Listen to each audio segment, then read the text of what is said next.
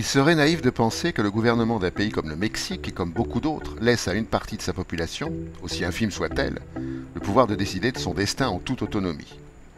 L'État central hésite à mener une guerre ouverte contre les zapatistes, mais conduit une guerre de basse intensité pour diviser et déstabiliser les organisations autonomes indigènes, afin que les multinationales puissent exploiter sans frein sols et sous-sols de cette région.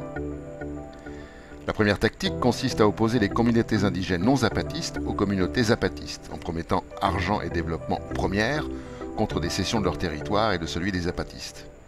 Le tourisme est le vecteur de cette déstabilisation. Projets de routes et d'autoroutes, d'hôtels et de résidences touristiques fleurissent qui provoquent l'expulsion des populations. La deuxième tactique consiste à faire peser une menace armée en laissant opérer des groupes paramilitaires qui utilisent l'intimidation au mieux et le meurtre au pire, comme à Actéal le 22 décembre 1997, où 45 personnes, hommes, femmes et enfants, furent massacrés pendant leur prière dans leur chapelle. Les forêts du Chiapas et son sous-sol attirent beaucoup de convoitises.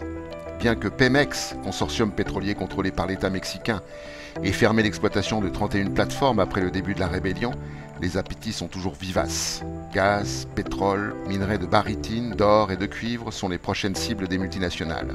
D'autant que la loi minière de 1993 accorde aux concessionnaires le droit d'obtenir l'expropriation, l'occupation temporaire ou la servitude de terre pour mener à bien les œuvres et travaux d'exploration, d'exploitation et de bénéfices.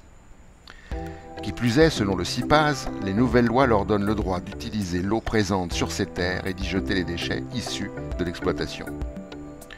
Plus de 900 000 hectares ont ainsi été cédés à des sociétés minières étrangères, menaçant l'existence même des communautés indigènes.